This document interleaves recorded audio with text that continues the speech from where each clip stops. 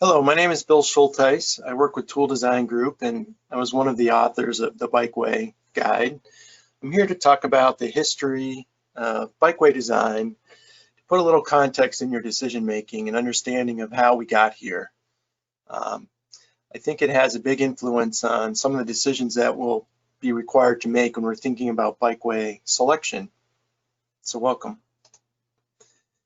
First, I think it's really important to understand that we are a car-dependent culture in many ways. A great large segment of our society requires you own a vehicle to have access to a lot of the things that we enjoy in our society.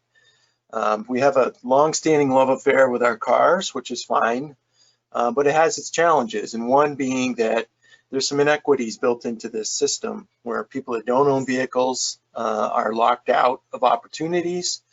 And we also have disparities in the infrastructure that have been built, and it's evidenced in research that shows poorer communities, lower income communities tend to have higher fatality rates of wealthier communities, and that's due in part because of a big difference in infrastructure provided.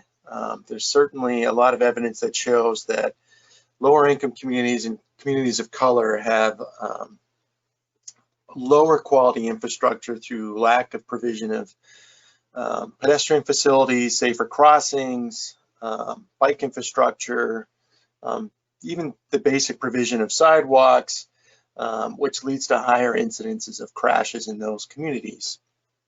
And that's something that you'll be faced with as you're thinking about making decisions for how to retrofit streets, is addressing some of those built-in inequities at the same time that you're trying to make decisions about ways in which you could retrofit that road to be safer for cycling.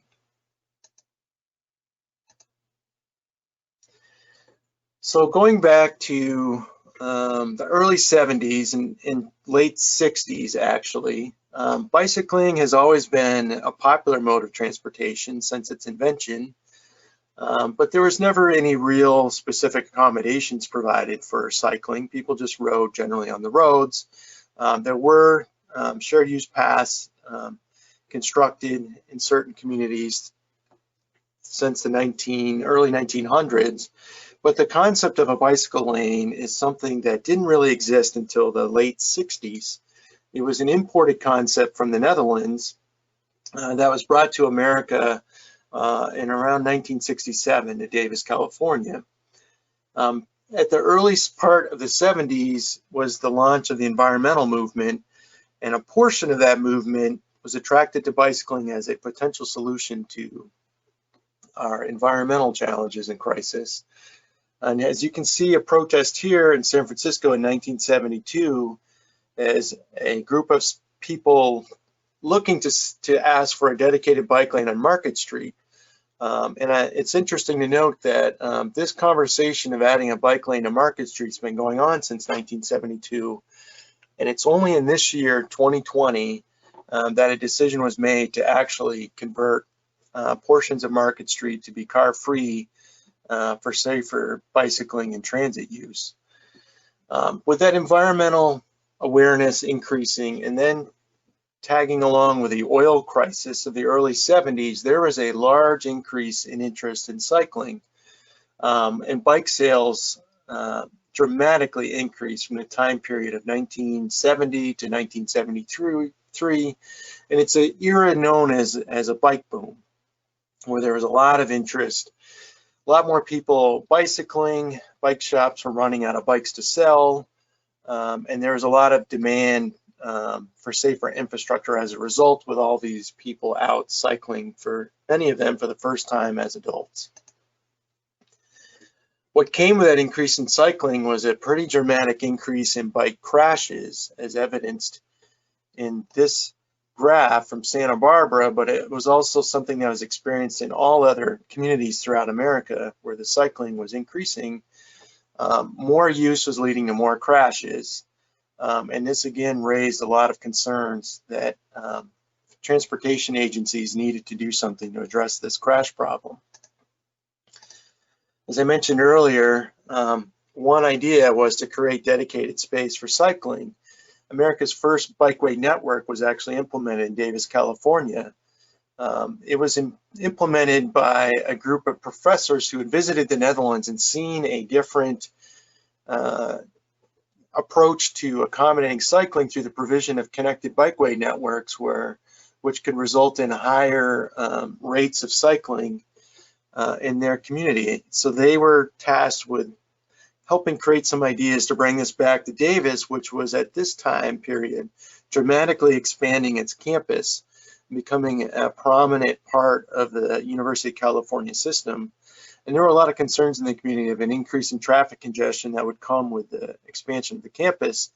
The solution proposed, one of the solutions proposed, was to create a bikeway network to accommodate the large increase of students. And today, in 2020, as a result, I think, of this legacy, Davis is seen as one of the most bike-friendly communities in the United States, and the college campus supports a very, very large percentage of cycling. These early efforts in the 70s led to, and the increase of crashes led to some support from the U.S. Department of Transportation to recognize that there was really no American guidance on how to implement bike facilities. There were a lot of cities and states looking at adding bike facilities, and without guidance, there was a need to create some design guidance.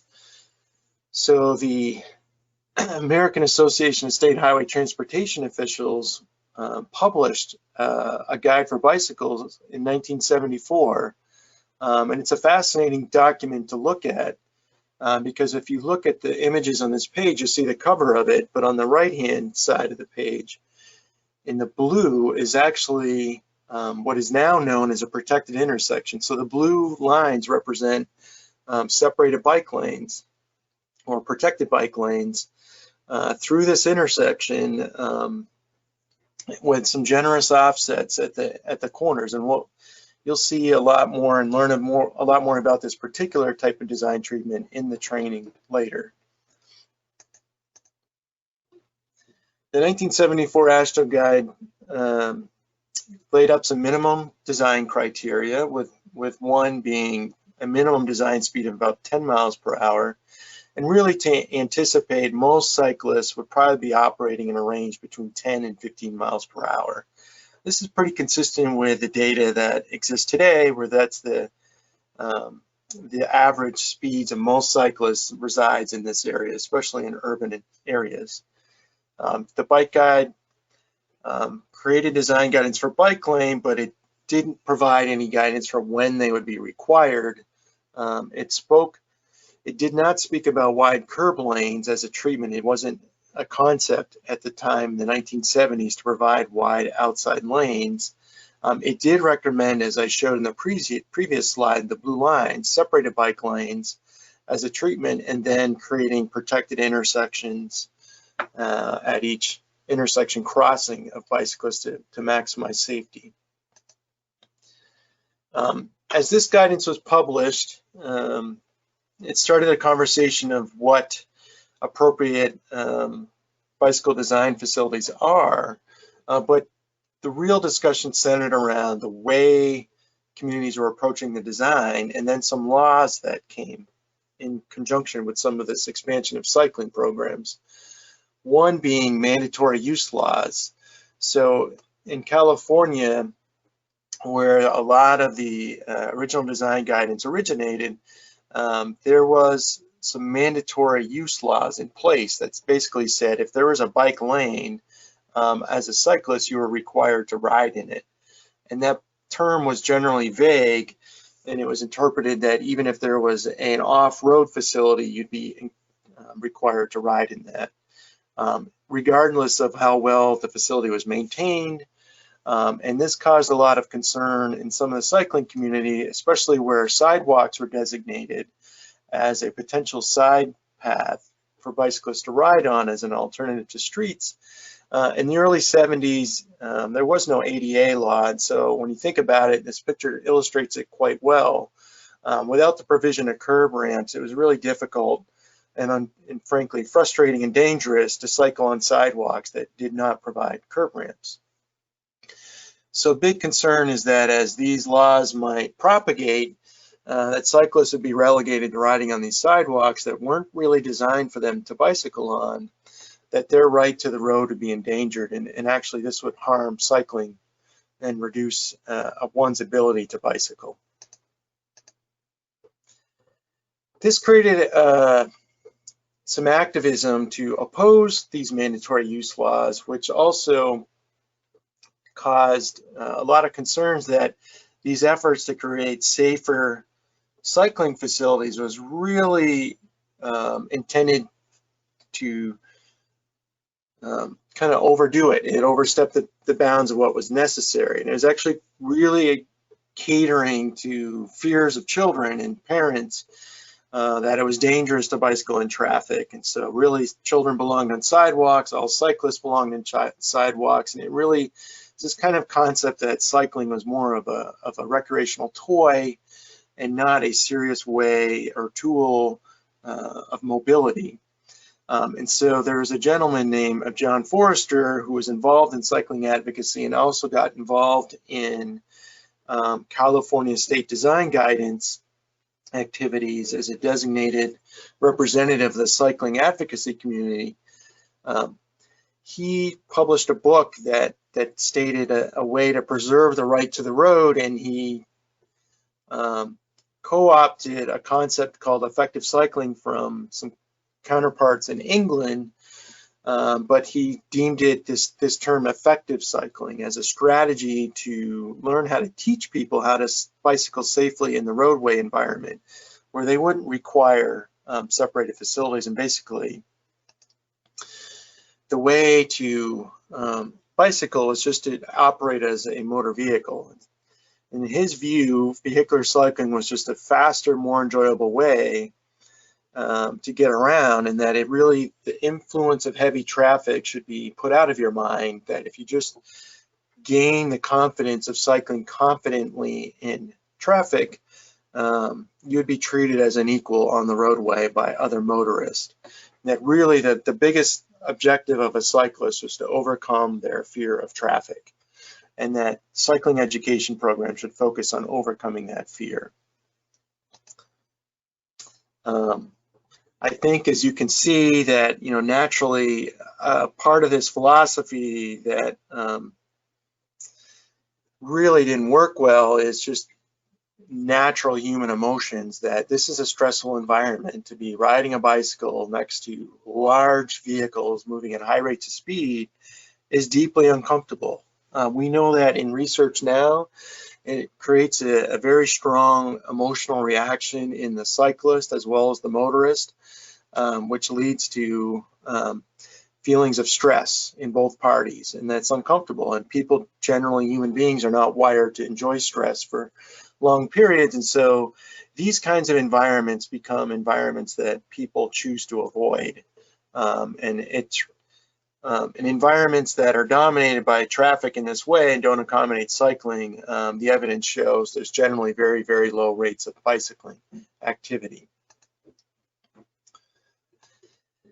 The federal government funded research programs in these, and tracking on the fact that in Davis, California, there was an entire Bikeway network built within a period of 5 years, and also an environment with a lot of use of cycling. It created an ideal location to study the impact of these bike facilities on safety outcomes. And the early results of this study, there were two. One was in 1972 that was focused on the Davis system, published by DeLu Cather, and then it was followed up by additional studies by John Kaplan in 76 and Ken Cross in 74, and then additional research by the U.S. Department of Transportation, which was all consolidated in this 1975 report on the safety and locational criteria for bike facilities. And what it did was summarize all this early 70 research, and it found that bicyclists preferred separation from traffic. Bike lanes were safer than operating in shared lanes. It found that contraflow bicycling did increase crashes because it was an unexpected movement. In particular, locations where cyclists were operating on sidewalks or the opposite way on a one-way street where that movement was unexpected. And generally that sidewalk cycling was less safe, in large part because of crashes with other cyclists, pedestrians, and objects in the sidewalk, such as utility poles, other infrastructure, or just poorly maintained sidewalks. And then when you think about it, also the fact that so many sidewalks didn't have curb ramps at intersections, that they would be, obviously, I think, a lot of different factors that would make sidewalk cycling less safe. California has long been a bellwether for many things in our society in America, and it's no different for bicycling. As an early adopter of cycling facilities in the late 60s, it was the first state to publish design guidance and do research. And one couple components of this that kind of spread out is this idea of liability, that John Forster was really opposed to the provision of these bikeways, and as his perspective was really skewed by the fact that he was a recreational bike racer, and really was primarily focused on group rides and riding at higher rates of speed for fun and recreation, a little bit for transportation, but he wasn't as attuned or empathetic to the needs of people who had to bike, were bike dependent as a mode of transportation, or people who didn't adopt his philosophy of riding in traffic and being comfortable with a high stress environment. He wasn't sympathetic to their desire to create a low stress environment.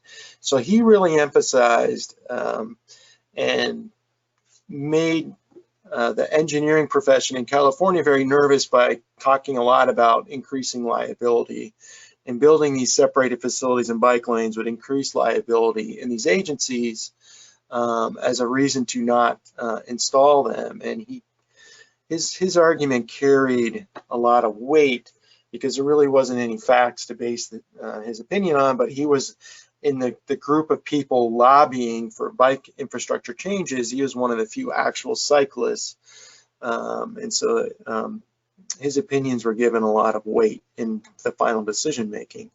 He served on a committee that helped write the 1978 California Bikeway Design Guide, which a cover of it is shown here on the right, the planning and design criteria for bikeways. That was the first published bike design guide in California. And at the same time, in the late 70s, when this was published, bicycling started to wane. The oil crisis had ended. Bicycling was decreasing in volume a little bit. And there was another element of pessimism that was taking sway, as evidenced by Harold Munn, who was a Caltrans engineer, who also helped work on this design guide. And his belief was that we were really invested in developing cars as a priority way to get around. Bicycling would always just be kind of a recreational small hobby that appealed only to a very small subset of the population, and frankly wouldn't be a societal priority to build bikeways. And so any efforts to separate bicycles from vehicle traffic are just not practical, and therefore efforts should be really focused on education and encouragement programs. So the 1978 guide, while it included design guidance on bike lanes and shared use paths, really emphasized education as a primary way of encouraging cycling, and it discouraged the use of separated protected facilities. Mr. Forster joined the League of American Wheelmen in the 70s, got on the board, influenced their policies, and he helped create momentum for the League of American Wheelmen, which is now the Bike League, is known as the Bike League. They changed their name in the 80s, but he convinced the board and its leadership to oppose separated bike infrastructure, except in very rare circumstances, where it was a trail through a national park or something that was really independent. In large part became this fear of a push of mandatory use laws, would restrict the recreational touring cyclists from long distance touring around America and bike racers from training. So that was a powerful voice in the advocacy community that was opposing separated facilities throughout the 70s and into the 80s. So their voices obviously had an influence on the next iteration of the AASHTO Bike Guide. So tracking along what the 1978 Caltrans Guide recommended, that we shouldn't include separated facilities, it also said we should be catering to more experienced touring, recreational racing cyclists. And so you can see the minimum design speed has now increased from 10 miles an hour to 20, and it's really looking at a desirable design speed of 30 miles an hour. And you can realize in looking at these numbers that this is a very narrow audience of the cycling community that this is even achievable or desirable. And so now the AASHTO Bike Guide is really being set up to create facilities that really appeal to just this narrow audience of long distance touring cyclists, and frankly, really primarily racing cyclists, which is a really small subset of the potential cycling community. It maintained very loose criteria of when bike lanes should be installed. And it said that it's actually preferred not to install bike lanes, but to widen outside curb lanes to 15, 16, 17 feet to share with motor vehicles. And again, the idea of that's a way to create separate space for cyclists without designating it, and then you bypass any mandatory use requirements that these groups were opposing. Separated bike lanes were prohibited because of the opposition of the advocacy community, and it was really recommended not to design side paths and protected intersections. You can really see, I had the privilege of talking to authors of the 1981 guide, and I think it was really fascinating to hear the extent that the advocacy community played in influencing these outcomes. And really the emphasis at this era was emphasizing education and enforcement as a way to correct behavior. And I think when you can think about some of the challenges of education, is one, reaching everybody, but it's very hard to educate people to not be afraid of traffic when that's a natural instinct to feel the stress in those environments. It's never proven to work as a strategy. And on the enforcement end, it's sporadic. It's not a guarantee of results. And in communities of color and lower income communities, enforcement can actually be a negative strategy that can discourage cycling. So these are two strategies that were a focus that just have never proven to be effective. So wide lanes carried the day throughout much of the 1980s. In the 1980s, there was a de-emphasis in funding infrastructure for walking and biking at the federal level and state levels. A lot of state DOTs updated their design guidance to make a wide outside lane a requirement, and it's beneficial for a host of reasons: drainage, trucking, maintaining asphalt pavement life. So there was a lot of support for the idea of the wide pavement, and they are prevalent throughout the United States now as a result, as you can see here in this photograph. But again, in this kind of roadway environment, you can see it's 40 miles per hour. It doesn't present a comfortable cycling environment for people, and we've spent a lot of money building this infrastructure to support kind of the theory of the racing cyclist as a design user, which now we're looking to retrofit. The 1991 AASHTO Bike Guide updated the 1981 guide, and it really made very small tweaks to the guidance and didn't change anything when it came to the main criteria. These are all the same criteria that were present in the 1981 guide. So you can see that design philosophy that set in 1978 in the Caltrans guide has now persisted all the way to the 1991 guide. influencing a whole generation of the built environment. Another update of the guide was developed in 1999. Again, really modest changes. The minimum and desirable design speeds really still targeting the racing cyclist. It still looks at, it still prohibits separated bike lanes, and when we're looking at side path intersections, it's really, again, discouraging them and really saying you really need to integrate operations with the intersections, so really recommending like one-way side path operations, which there's very few one-way side paths that were ever built, and they tend to function as two-way, regardless of intent to make them operate as one-way. So that has largely been something that hasn't been implemented. In 2000s, we started to, with the advent of the internet, it became possible to have access to a lot more information.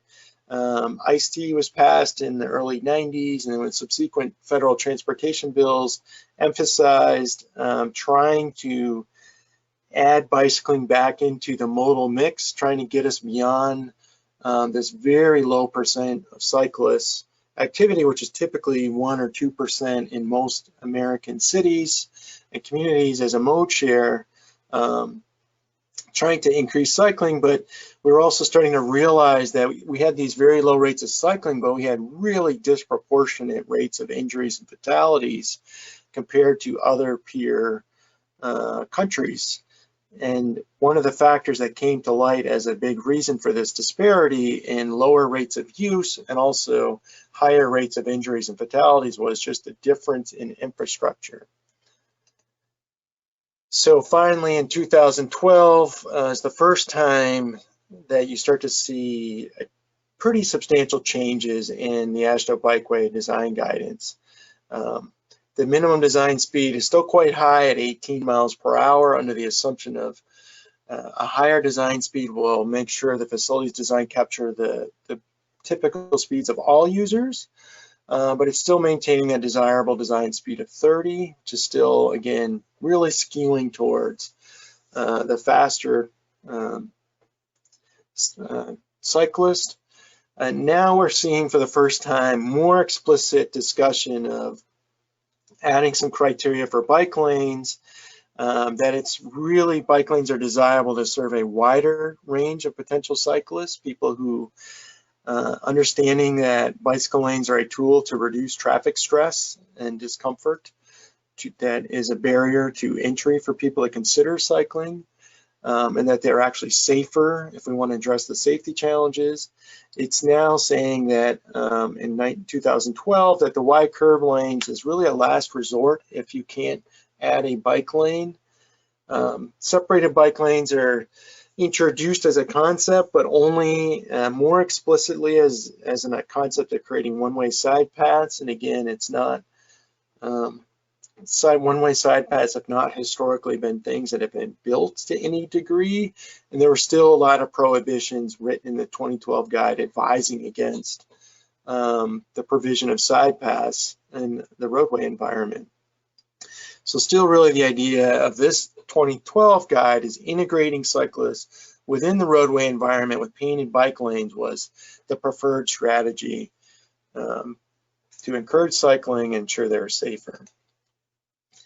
Big part of the reason for that is it was needing to integrate with a 2009 METCD and older research. So from 2009 to the present 2020, there has been a significant amount of research in bicycling safety and the desires of the public, looking at international best practices and what works, and those have now been fully integrated into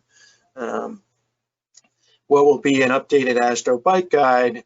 And the design, what you see as a result is the minimum design speed has been lowered to 15 miles per hour, which again is capturing more the typical speeds of operating cyclists. It's now recognizing as the desirable design speed. There's some nuance to it and context of where it is and the type of user should influence that decision.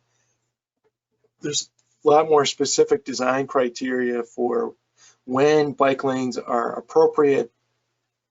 And it supports the provision of separated bike lanes and protected intersections as a specific design strategy to improve safety and maximize the utility of the bike infrastructure to attract more people to feel comfortable cycling in the roadway environment. So it is really a concept of building bicycling networks that are appealing to people of all ages and abilities, as is evidenced by this young girl here on the right, who should feel safe cycling, and the mother on the left who's out cycling with her child who has developmental disabilities. And she's riding different type of bike, which allows her to cycle through her neighborhood with her child. You're seeing a dramatic change in the bike fleet in the last 10 years from the 10-speed racers to a real divergence of electric bikes and cargo bikes and all different shapes and sizes to appeal to different trip purposes and trip desires and needs. And this is really what the focus of the future is. So we look forward to you participating in the rest of the webinar and learning more about how to improve streets to accommodate people cycling.